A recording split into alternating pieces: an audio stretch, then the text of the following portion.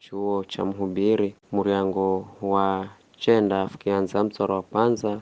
hadi wa 18. Naza sana dzulu za gagogosi nikiona kukala Mulungu analongoza mahendo ga atu alachu na enye hachi kala ni mahenzo hedukoro mudamu kamanya garigo mbireni mwisho wao osi ni mwenga enye hachi na atu ai atu adzo na atu ai atu asafi na akolo enye kumboza sadaka na masiomboza sadaka mutumudzo ni karakara na mwenye dambi na mwenye kuapa kana tofauti na agohaye kuapa osi mandafa. Huu ni utu ui sana kahiza gosi kahendekago hahatsini ya zua kukala mwisho uo unapata osi kisha wakati wosi wa maisha gao anadamu mana zala ui na vilalu gonya manafa ela arie anaishi achere na kuluhiro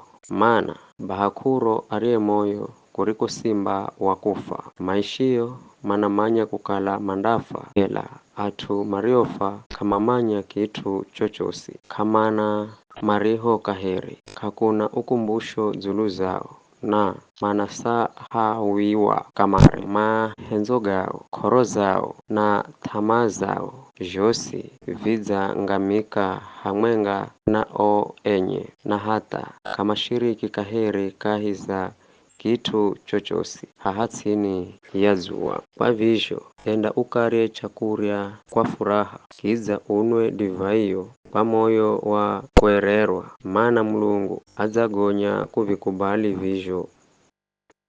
valato udzimwagire mafuha kitswani furahia maisha hamwenga na mcheo umuhenzaye wakati wosi wa maishago gasigo maana ambago Mulungu adzakupa hahatsini ya zua maana uo ndo mutalo wa kwako kahi za maisha kahi za kumboza jashoro hahatsini ya zua kila undichojaliwa kukihenda kihende na nguvu zozosi maana hakuna kazi hedu azo hedu marifa hedu hekima kuko kuzimu uwendako kisha izaona kukala enye malo so mashindao kahi za mashindano ga malo na hata enye nguvu so mashindao viha enye hekima so mapatao chakurya atu alachu kama tajirika na hata enye ujuzi kama panda jeo hahatsini ya zua ela wakati na bahati ni kuapata osi mutu kamanya wakati we undafikarini hereviria husamaki ubwirwajo